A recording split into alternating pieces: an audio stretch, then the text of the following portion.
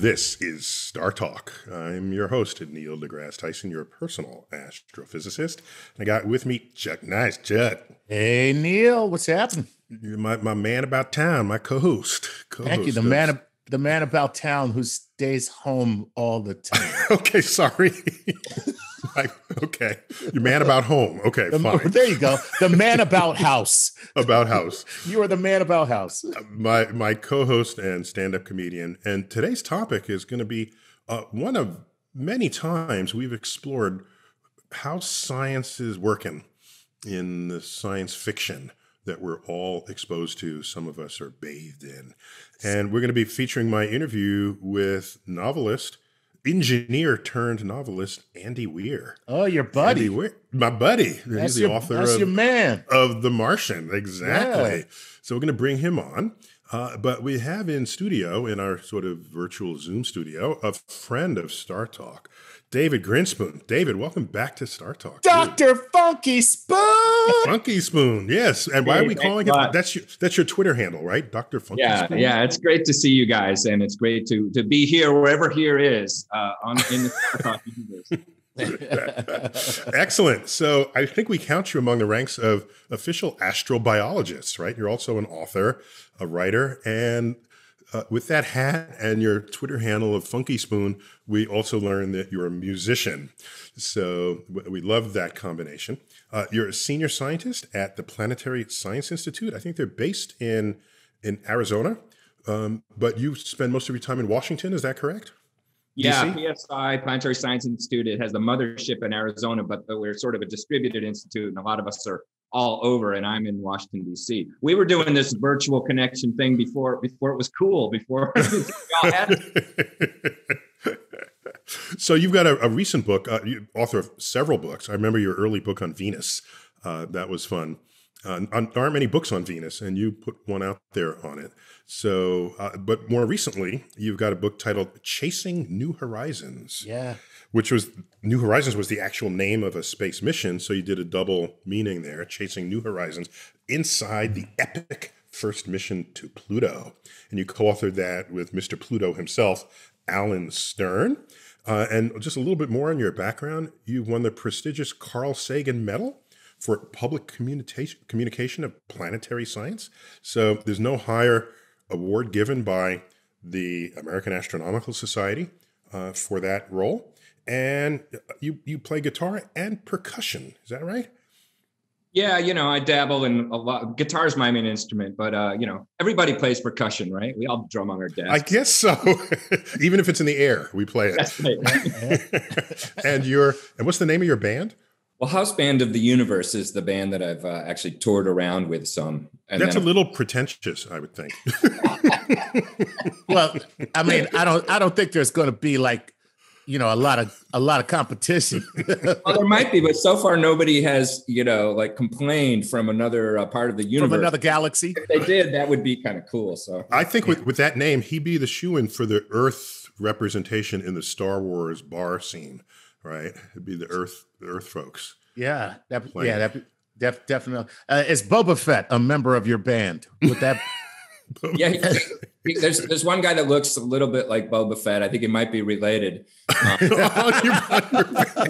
There's one guy that comes to practice with a helmet on every time. Oh, that's hilarious. I will say this, though. It would be super cool if some aliens showed up here and they were just like, yo, man, we're the house band of the universe. Battle of the bands. Yeah, exactly. Round. Yeah, but if you get some alien that has sort of multiple mouths, they could be their own trumpet section, for example. You got to watch out because we design our instruments to fit the limits of our own limbs. Right. And other aliens could totally. So, for example, the house band in the movie Little Mermaid that Sebastian sang with, I think the octopus might have been on the drums. Oh, I have some memory of the octopus in the band, and there's no way you can beat an octopus with 8 limbs. That's no, alternative anatomies could have the edge. But, there's this guy, I think it's Rashawn Roland Kirk, who can play like 2 or 3 flutes and saxophones at the same time, and he uses like his nostrils and stuff. So we might have to get creative if we want to beat those. Right. So are you a fan of science fiction? Oh, absolutely. Yeah. I think you'd be hard pressed to find a space scientist who wasn't on some level steeped in science fiction. But if you're an astrobiologist, so much of what we're looking for within a sci-fi film is it's not just, oh, look at the pretty space shots. It's how are they representing their aliens? So could you give me sort of a starter list of what we think an alien should look like? And then later on, we'll talk about what they might actually look like, or how Hollywood might be representing them. Well, what they would actually look like is not even something we spend that much time on. We worry much more about like, well, what would they eat and breathe? But as far as what they would look like, I go back to like this sort of common like fractal architecture of a lot of Earth. If you look at a lot of life on Earth, if you look at trees and blood vessels and brains, there's the kind of commonality that makes sense if you're making something complex out of simple parts. So I picture that some of that geometry that's kind of universal in life on Earth would also be universal for life off of Earth. So we might see some familiar forms just because sort of the physics of self-organization leads to kind of common forms. I love what you said there, and I just want to emphasize it. You're talking about fractal structures, and what's interesting about fractals is it can give the illusion of complexity, but it's really a very simple, basic design that gets copied many times and in many ways. Is that a fair characterization of that sentence? Absolutely, and it comes out of a lot of like this, sort of the physical need. If you think of like blood vessels or trees absorbing sunlight, making branches, you're trying to maximize surface area with the smallest number of modular parts. And so you evolve this sort of branching structure. And those kind of physical needs will exist anywhere where there's life. So that makes me think, well, maybe there'll be some things that kind of look recognizable about aliens. Interesting. Let me go straight to my first clip with Andy Weir. The title of his book is Project Hail Mary, and it's about an exotic kind of life that's threatening all life on Earth, possibly rendering it extinct. So let's check it out. Basically, the main problem that humanity is facing is there's a microbe, an extraterrestrial microbe called astrophage, or at least that's what humans name it. It's it's about the size of a bacteria. It's about 20 picometers across, and it lives on the surface of stars. And so it's kind of like an algae that lives on stars. And it collects energy through most of its life, and then uses that energy it stores it as mass, and then uses that energy to propel itself to a planet so it can get the elements it needs to reproduce, because there's really nothing to be found on a star except for hydrogen and helium. And then the problem is this is breeding out of control in our star and all the local stars, by the way, and it's causing the sun to dim. And once the sun gets dim enough, the food chain on Earth will collapse and everything will die. So that is the problem that they're facing. What a happy story. Thank you. That has been Andy Weir on StarTalk. Right. So this is a twist on ways in which an organism, a microscopic organism, could render us extinct. Right. It's not messing with us. It's messing with the sun. My gosh. So... But it doesn't care. It's not intelligent. It's just living its best life. Astrophage can travel interstellar distances, kind of like mold. It just spores out in all directions, and one in every 10 to the whatever of them will actually find another star.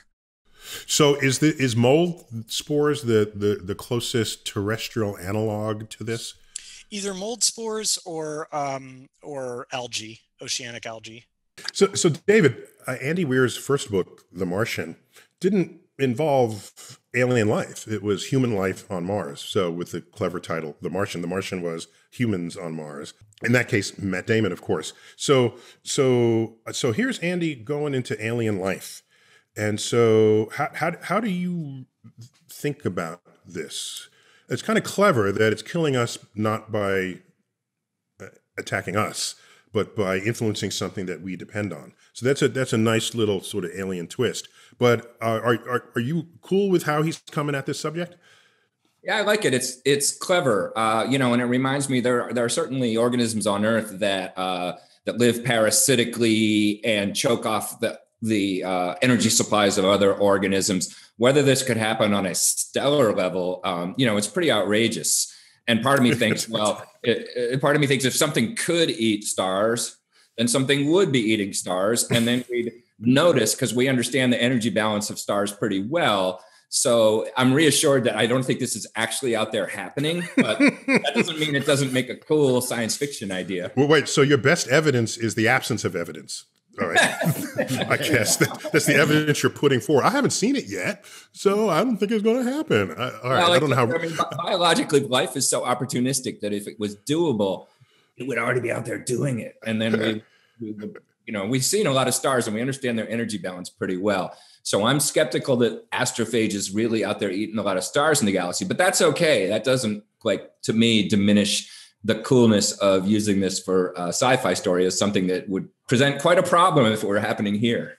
So now you study atmospheric conditions on other planets. So how much have you thought about sort of the climactic catastrophe with regard to aliens? Because that's basically what Andy Weir is describing here. Yeah, well, a lot. I mean, certainly there's a history, even on Earth, of climactic catastrophe. Get your C, the middle C in there. Middle C. As a musician, I should know about middle C. Totally get your middle C straight. Yes. So, there's even a history on Earth of the climate being wrecked by runaway life. You think of what we call the oxygen catastrophe 2.5 billion years ago, where blue-green algae, first of all, they poisoned the air with oxygen. So a lot of organisms that can't handle oxygen went extinct. And we think it also caused a climate catastrophe because it was around when what we call snowball Earth happened. The Earth went into a deep freeze, and it was probably the result of those organisms pumping oxygen and messing with the greenhouse effect, messing with methane, and plunging the Earth into a deep freeze. So the idea that little tiny organisms could screw up the climate of a planet and cause a big problem for life is not at all outrageous. In fact, I think it's happened here. You don't even need aliens for that. That happened here on Earth. So basically, all we're doing when we, when we cause climate change, all we're doing is returning the Earth to its natural state, right? I mean, so no problem, right? No, to a different state. Well, that's one moral you could take away from this. It's like, well, hey, it's been done before. You screwed up the climate. So, Yeah, we lost 70, 80, 90% of all species at the time. That's fine. That's fine. Yeah, Earth is cool. Hey. Let's find out how... It's the circle of life. We're not even original. It's a circle that might not include us. Yes. Right. So Andy Weir told me about how astrophage sort of captures and uses energy. But there's also what we know from life as we know it, 3 properties that seem to be present in all life forms. So one is that it's carbon-based, another is that it uses liquid water, and another is that there's some kind of a metabolism for life as we know it. So now here's another kind of life. Let's see what Andy Weir says about it. It has all 3 of those because, as we come to learn, here's a spoiler, all of the life in this book, the alien life and the Earth life, came from a single panspermia event. So astrophage, in fact, has mitochondria and ribosomes and everything. So I did that partially to explain why there was life on, so close together. The odds, whatever numbers you want to put into the Drake equation, the odds that life would happen, really, really close and one of the stars within 20 light years seems really slim. Just given the size of the whole universe. Yeah. Mm-hmm. Right. And so I decided, well, it's a panspermia event because something evolved that is able to travel interstellar distances. So that's what seeded life around our local cluster. So it's got DNA. It's got DNA. It's got DNA, RNA transcription, ribosomes, mitochondria, which are the powerhouse of the cell, and everything else. Now, you asked what I added to it. I also added their cell membrane. This is the complete made-up part of the physics, so I'm sure you'll appreciate it. The astrophage cell membrane has this method of turning heat energy into, it takes hydrogen ion, aka proton collisions, and turns the energy of those collisions into two neutrinos, balancing the momentum and becoming the energy. And then the energy for it to live, or the energy for it to propulse? Propulse. This is how it stores energy. It turns heat energy, in other words, the speed of these hydrogen atoms, it turns that into neutrinos, and it has a magical ability to store neutrinos. And so I say that its cell membrane has a feature, which nobody understands how it's doing it, of super cross-sectionality. It is not possible for anything to quantum tunnel through this. Wow. And so then it sends the neutrinos out for its own, to recoil from that, and that's its propulsion. Not quite. It uses the neutrinos to store it. Then when it wants to do propulsion, it forces the neutrinos to collide into each other because they're Majorana particles. So they will self-annihilate because it's an matter-antimatter reaction. And then they will turn into photons that work out to be in the infrared spectrum because of the energy. So David, before we get into sort of the neutrino physics of astrophage, could you remind us what the Drake equation is? Because he just made fast use of that term. Sure. Yeah, the Drake equation is a sort of very simple, actually, formulation that we use when we're discussing the probability of life and the sort of density, the amount of life and intelligent life that might exist in our galaxy or in the universe as a whole. So it's a way where we say, if we estimate this amount, number of stars have habitable planets, and this percentage of the planets have conditions, have actually evolved life, and this percentage have complex life, etc. You put in all your assumptions, and you can adjust the levels, and then you crank through that, and you get how much life there is in the galaxy. So it's basically just a way of quantitatively having a conversation about how much life there is in the galaxy.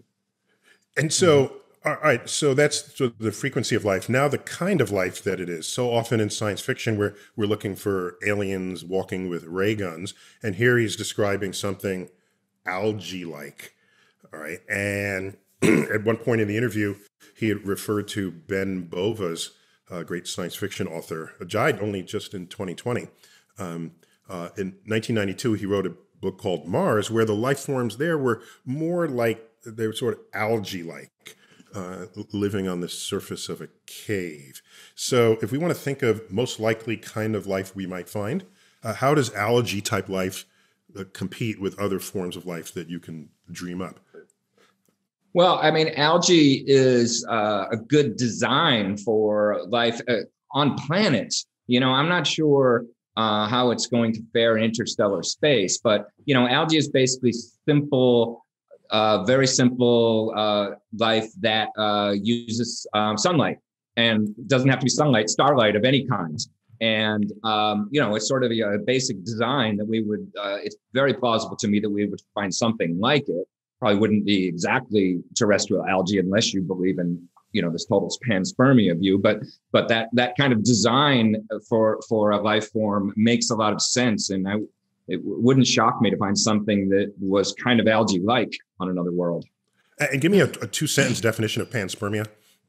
Panspermia, well, it means, you know, seeds across. It's just the idea that life, instead of forming,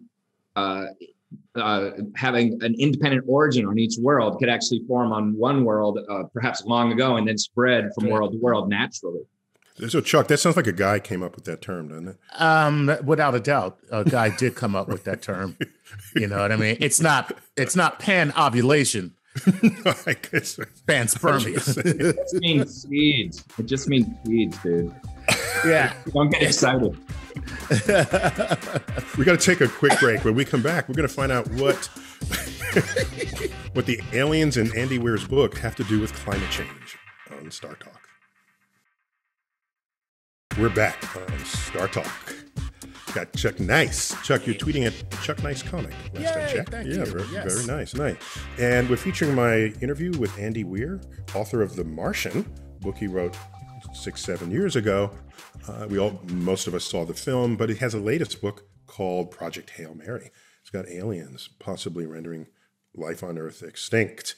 And we've got friend of StarTalk, David Grinspoon, who's going to help us out here. Oh, David, in the first segment, you mentioned that your band was called the House Band of the Universe, but during the pandemic, I don't suppose you played in many places, right? No, it's impossible, or it's been impossible to actually perform. But I have been playing with a local pickup band of musicians around Washington, D.C., sort of in a socially distanced or online way, and we've been calling ourselves Bandemic. The Bandemic. Very good. I like that. Bandemic. The Bandemic. Dude. I don't know how that's going to play a few years from now, but right now it seems. Yeah, right now. Yeah, get all your gigs in now, because exactly. People look at you in 5 years and say, what the hell is wrong with you? All right. Hey, well, listen, guess what? If you told a kid today that you like Pearl Jam, they'd be like, well, put some on my toast. So Pearl Jam. It's that sparkly jam. That's right. Right, exactly. So what's interesting about Andy Weir's latest book is it actually touches on climate change and what power we might have to influence it one way or another, all caused by this alien organism that's threatening us. So let's check out what this connection might be and how it could lead to environmental catastrophe. Check it out. I came up with the problem first, and okay, it'll affect Earth. And what's interesting is it's mentioned in the book that the damage we've done to the climate actually helps make us last longer, because the Earth has stored up more heat energy than it normally would have as a result. And so we actually, although it's not much, it's like a complete different scale when you're starting to mess with the solar luminance. So it's like, oh yeah, we get about like 1 extra month, because it undoes all of that. And actually in the book, there are people doing everything they can to increase the greenhouse effect so that we can retain as much of the energy that's hitting Earth as possible with the reduced solar output. Mm. Okay, so this is a twist on what we're trying to do right now okay.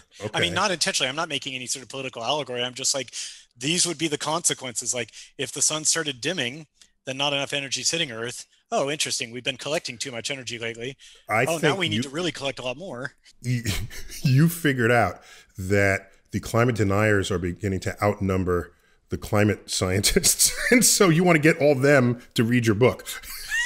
Well, I don't know if my book is a really good thing for, for a science denier, right? Yeah, okay. Right. Well, also I don't think it's a really good thing, because the only way that climate change comes into it is either A, as sort of a good thing that helped buy us another month, and B, as a thing that everybody has to deliberately do to try to make Earth last as long as possible during this crisis. So they bring out you bring out the Hummers and worse than that, they have to do global warming on a massive scale. So I come up with what I think is a pretty clever way. What's that? Them. They actually use a bunch of nuclear weapons, like a bunch of nuclear weapons to all put up in a line to cleave off a big chunk of Antarctic ice shelf, which then goes into the ocean and melts over time, releasing all of the methane that's in the ice. Wow.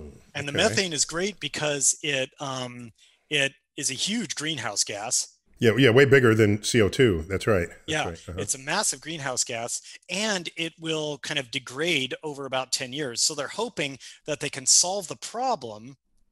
And then once they solve the problem, then the sun will get back to normal luminance, and then they don't want to have all that greenhouse gas. But it's great because methane will degrade and go away in about 10 years.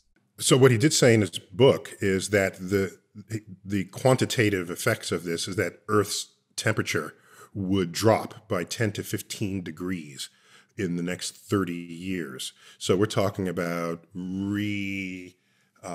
adding all manner of greenhouse gases over a short period of time to counteract this. So, Exxon, you're my hero.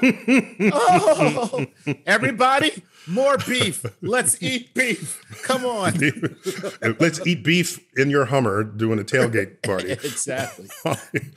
So Yeah, but you don't want to kill off all the cows because they're adding methane too. So Right, You're adding that's methane too. Exactly.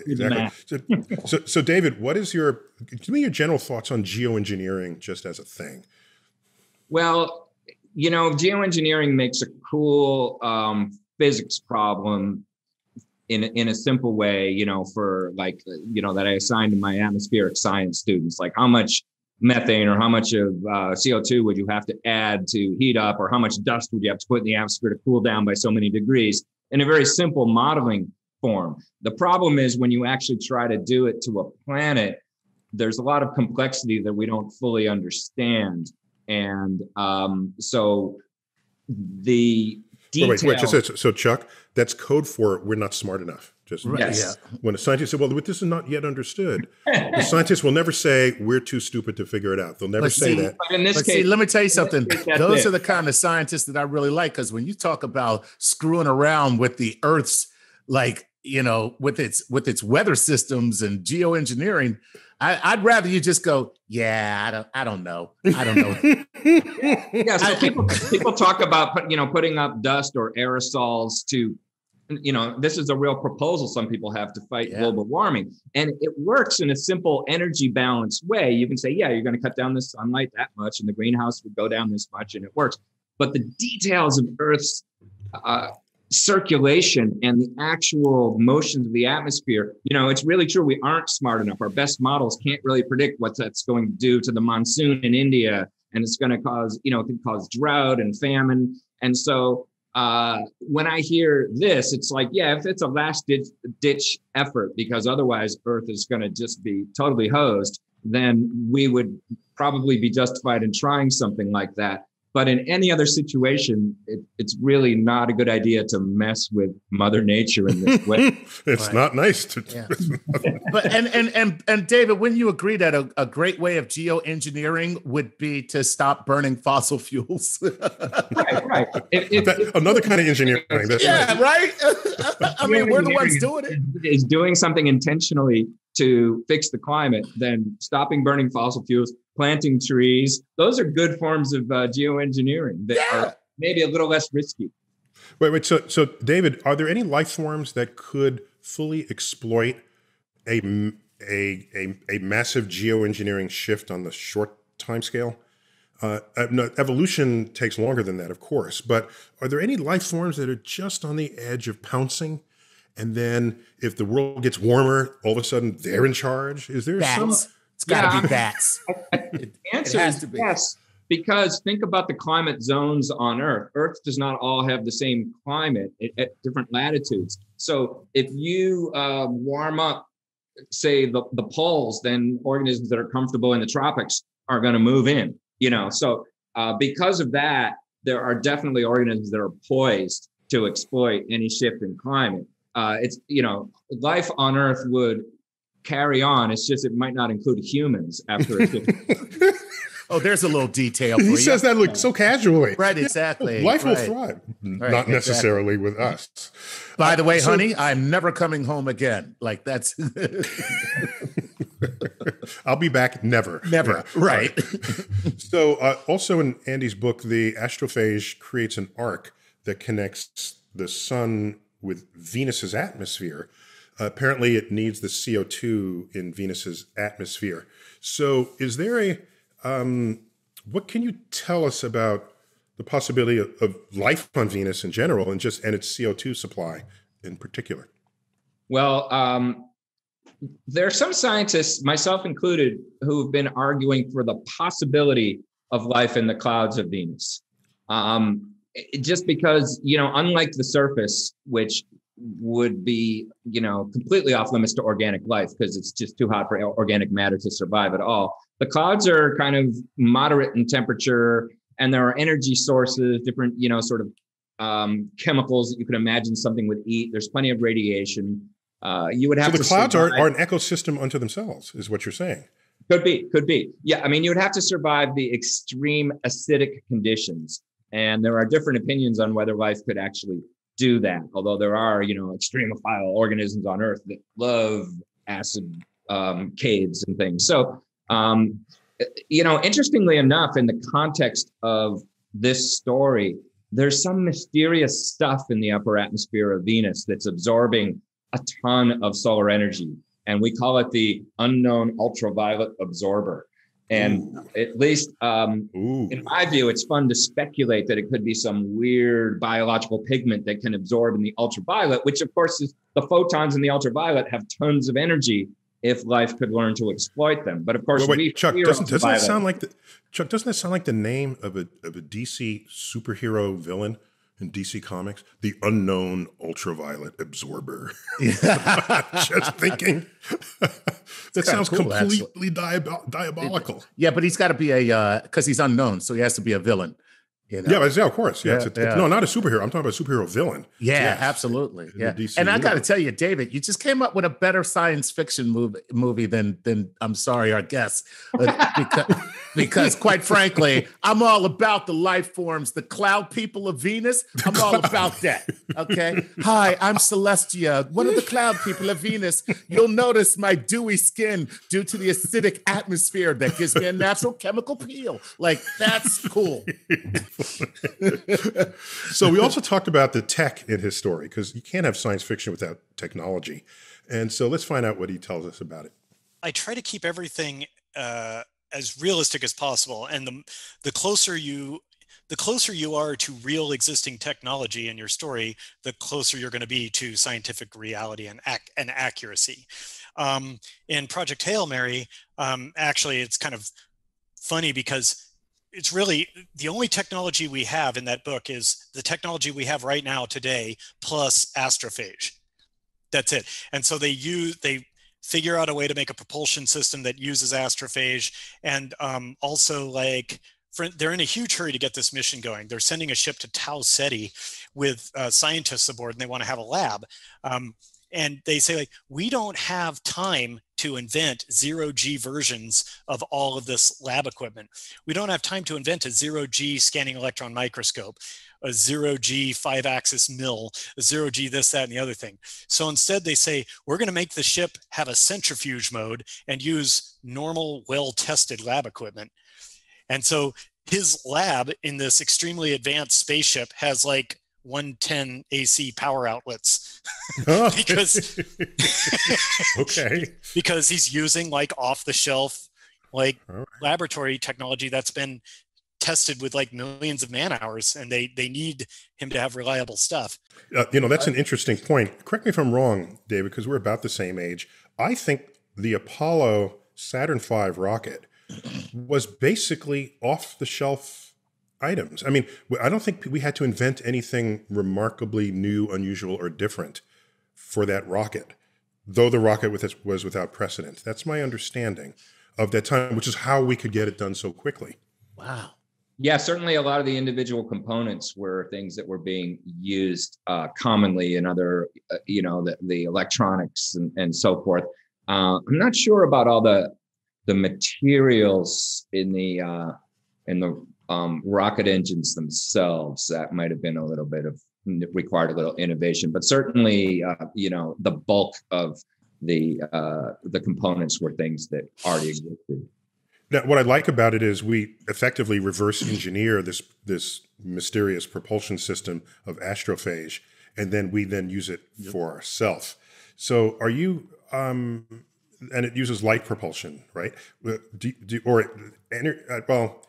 Is it fair to say it used light propulsion if it has a matter-antimatter generator inside of it using neutrinos? Then it's so let's make that the point. So David, where are we now in terms of matter-antimatter drives? Because Star Trek clearly has it, and so does everybody else. Yeah, we're I would say it's not right around the corner. We have. I love the way you talk. That was great. That was the best scientific answer I've ever heard. No, I mean, not right around the corner. Not right around the corner. We have isolated antimatter now, which is pretty cool. But I mean, individual particles, like positrons, which are the antimatter complement of electrons. We have individual particles. We're far from being able to produce or gather somehow a bulk amount of antimatter and then use it as propulsion. But you understand, it makes sense why that it works, why it's a good idea in science fiction, and why, Star Trek was really smart to use it, because it's absolutely true that antimatter exists, and the energy density of antimatter is something, you can react with ordinary matter, and just with a tiniest amount of fuel create unbelievably huge amounts of energy, and it's real physics. So it's a great idea for science fiction. It's not, I don't see the practical implementation happening anytime soon. Not around the corner. Yes, okay. So when we come back, we'll talk more about applying known technologies to the future of space travel with David Grinspoon on StarTalk. We're back, StarTalk. We're trying to think about aliens in space and technology in space, and we talked about climate change as how an alien could render us extinct, or how we might even render ourselves extinct. And I've got Chuck Nice, as always, and Dr. Funkyspoon. Yes. David Grinspoon. Shout down, back down. Thank you, Chuck. That's very 1978. Yeah, because it's funky, baby. It's funky. That's the peak funk period exactly, right there. Right. That was. Make my funk the D-funk. Okay. Mothership never goes out of style. Yeah. There you go. Yeah. It's not that it goes out of style. You might leave it, but it's always in style, right? That's it. So we were discussing. We were featuring my interview with Andy Weir and his book Project Hail Mary, and let's go right into the one and only clip we have of that conversation for this segment, and we're just talking about current technologies and how we doing? What's our report card on that? Let's check it out. SpaceX really is doing what we should be doing. Mostly. The main thing that SpaceX is doing that I deeply approve of is driving down the price of getting mass into low Earth orbit, because that's the key to everything. If we can get that price driven down further and further and further, we will eventually reach a point where a middle-class person can afford a space vacation.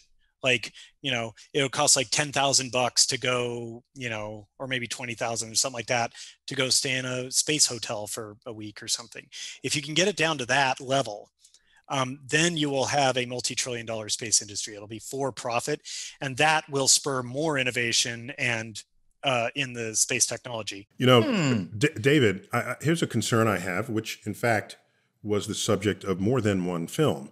If we start sending people into space, could there be space microbes that contaminate them, and then they bring that down here to Earth? Do we know enough about? Now Neil has made a better sci-fi movie than Andy Weir.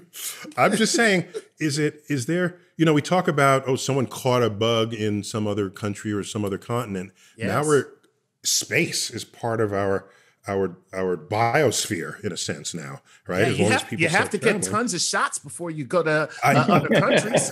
And that's so can you comment on the toxicity of aliens? Yeah. Well, I mean, the Andromeda Strain was, for one, it still really holds up as a pretty good film. But Chuck is too young; he won't remember. So, Chuck, do you know who wrote the Andromeda Strain? Oh, heck no. Okay, but you should. Okay, no, the same guy who wrote Jurassic Park. Oh, get out of Christian. Michael Crichton. And Crichton. It was Andromeda Strain was his first big breakthrough book and film. And you know when he wrote that? While he was in medical school. Get out. So here we have talented people who are learning science, and then they weave a tale of science fiction with the science that they've learned. So I think there are a lot of untold stories here, because not all scientists are novelists. And then they realized they can make really big bucks. He said, forget this medical profession. Well, I mean, Isaac Asimov was a biochemistry professor at Boston University, and he wrote his first few science fiction novels under a pseudonym, Paul French, because he didn't want anybody to know he was writing sci-fi. And then he was like, hey, I can do pretty well at this. So tell me about the toxicity of aliens and how cautious we need to be. I'm not that worried about life in space being able to survive on Earth and infect us, because even though I liked the science fiction idea, as we've been discussing, of microbes that could possibly find a way to persist in the space environment, I think that they would be fundamentally different physically. In fact, even the sort of rule of water and organics and energy that we were talking about might not apply. I mean, that's a great way to make life on the surface of a planet where liquid water and organic chemistry do well. But in space, you've got all this intense radiation. And I think if there was life out there, you'd be looking at a really fundamentally different basis. And therefore, the idea that it could come and thrive and infect us here on the surface of a planet seems much less plausible to me. That's why my favorite sci-fi films are when the aliens land and they breathe our air or they're exposed to our elements of any kind and they die. Oh, they die. Well, no, Yeah. that would mean not that they can affect us, but if they can be affected by our microbes, that's the same two-way street. Right. Yeah. So from another planet, I think is more plausible. But actually, microbes that are adapted to the environment in space, living on Earth, seems harder to me. But like the idea of Martians, that's the plot of the War of the Worlds, right? The Martians get defeated not by our guns, but by they get infected with a common cold, right? Nice. And I still don't know if the metabolism on another planet would be similar enough that animals could be infected by their microbes, but it seems plausible to me, more plausible than actual space microbes, whatever they might be made All out right, of. let me ask you both this then, okay? Forget the space microbes. Let's say we have a world where over a period of time, that world is slowly losing its atmosphere. As it does so, it loses its protection against radiation. And therefore, whatever life is there has been an adaptation to a world that had that had protection from radiation to a world that has none, but it continued to live. Then somehow it lands here. Would it be able to survive? Good one. Really interesting question. I would think that whatever adaptation it made to living without air would probably make it harder for it to suddenly live again in a planet with air. But, one thing we've learned about life is how opportunistic it is. And if it had originally evolved on a planet with air, maybe it would have this sort of vestigial metabolism that could be re-triggered in that environment. So I don't know, Chuck. Now I think you just came up with a science fiction story that's even better. We got 5 novels here, and none of us are novelists. So let's geek out here for a minute. Wait. We're going to have a geek moment, but before that, David, what are the ethics of either purposefully or inadvertently spreading our microbes to other possible fertile environments out there? Interesting. Well, it's a really interesting question, and a lot of people are debating this now. The sort of first blush answer that a lot of people come up with is like, how dare we? Why should we, screw up other planets? Look what we've done to our own planet. But there's a reverse argument that's pretty interesting, which is that if there's another environment that is lifeless, maybe Mars is completely lifeless, then if we have the opportunity to bring life elsewhere in the universe, then isn't that a good thing? There's kind of a deep ecology rationale. Deep ecology is the philosophy that reveres life above everything, even above humans. It says all life is valuable innately. And if Mars is truly a dead world, then maybe there's something ethically positive about letting it flourish. And then again, we're the progenitors of panspermia. But in that case, exactly, Chuck. Right. Yeah. But am I mistaken if I'm remembering correctly that the reason why we crashed Casini was for that reason, not to infect? Yeah, that's right. We have planetary protection protocols. We have rules about you do everything you can to avoid inadvertently contaminating a planet, especially a planet where life could possibly thrive. And because we plunked Cassini into Jupiter, so by that measure, we contaminated Jupiter. So what are you saying? Right. So, well, we point Cassini. Explain your way out of that one. We point Cassini into Saturn, but we point Galileo into Jupiter for similar reasons. And wouldn't it be ironic if by doing so we had contaminated those worlds? Because the point of doing that was because that's a place we surely couldn't contaminate, because those are just going to burn up, and those are such weird alien worlds. But the moons of Saturn and Jupiter are places we imagine there might be underground life in sealed-in oceans, both on Enceladus around Saturn, on Europa around Jupiter. So we've been very careful not to crash spacecraft onto those places. Although, as you point out, Neil, maybe we just killed off this. I was going to say, Neil just exposed a glaring arrogance that we have with respect to where we believe life might be. We just killed off all the Jupiterians, We thought we were being so careful, practicing safe planetary exploration. No, in all fairness, if you do the math, the kinetic energy of the craft as it collides with Jupiter's atmosphere is sufficiently high that when all of that gets converted to thermal energy, you basically vaporize the entire craft. Wow. So I think we're safe here. You basically burned your garbage. So let's geek out for a minute, David. I'm sure you've thought about this, but since science fiction authors reference you and dedicate their books to you, could you? What's your most fantastical dreams for space exploration and space travel right now? Ooh. Where would you give me a little, most of what we know, but give me a little bit of what we don't know, put it together and dream it. And what comes out of your head? Ooh.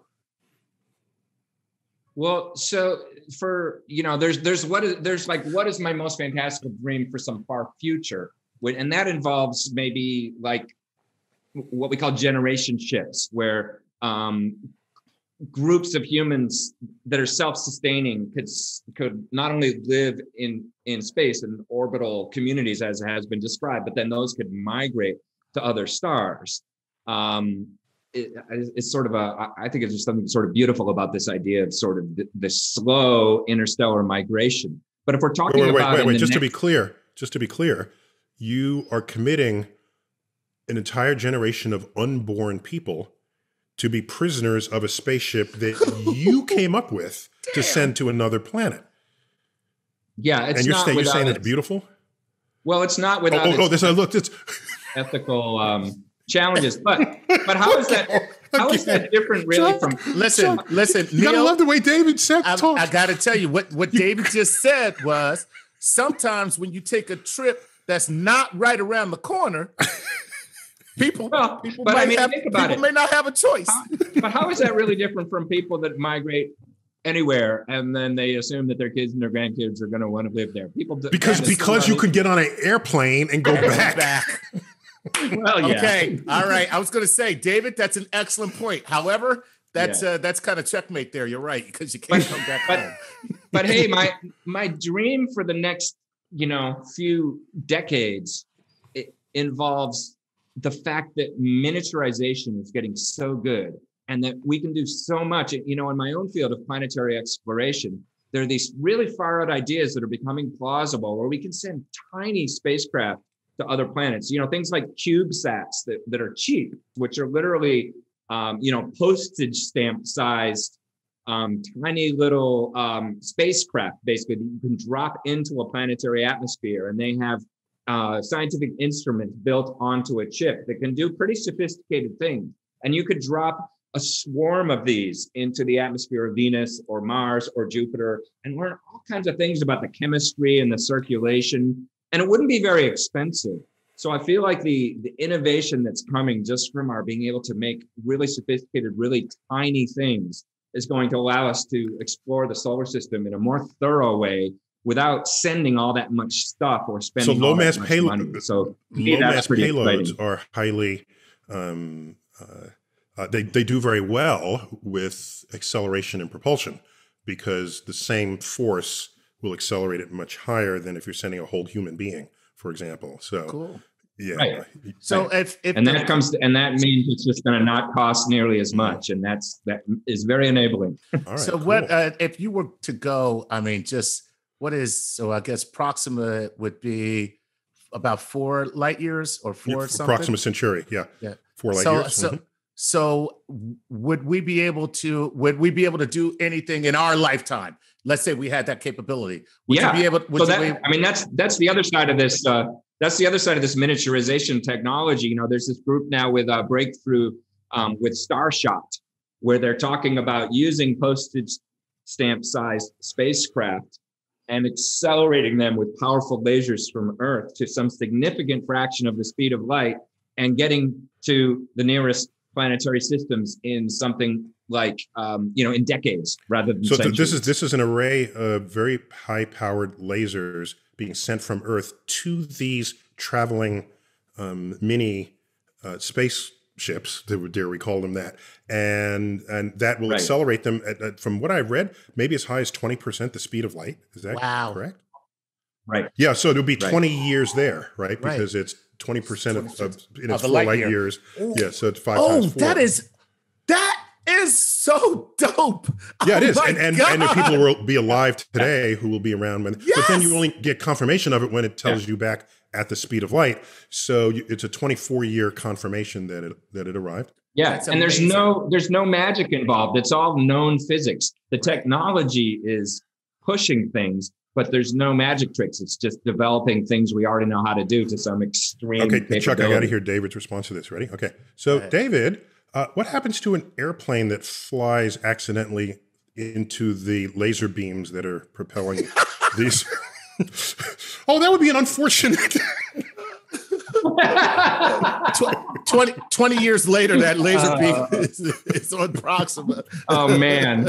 You lose a 747 every now and then, but that's worth it, right? Okay. Mistakes were made. That's hilarious. All right, we're going to have to actually call it quits there. But Chuck, always good to have you as my co-host. Always a pleasure. I want to thank Andy Weir for agreeing to jump onto our StarTalk universe and share with us his latest projects. He's been a fan of our work, and we're definitely a fan of his. Yeah. So we don't ever want to miss whatever he's up to. And David, always good to see you and to talk to you. We go way back, even well before StarTalk, and so it's great to see you still connected with us. What I'd like to do to end is give a recitation of one of the concluding passages of H.G. Wells' War of the Worlds. Ooh. Just to take us out, if you'll indulge me. Go for it. And War of the Worlds has a narrator. In the movie, the Tom Cruise version of it, there's a narrator. You know who narrated it? Was it, wait, give me a second. Oh God, Morgan Freeman. Okay, so I remember Andy Dufresne and his alien friend.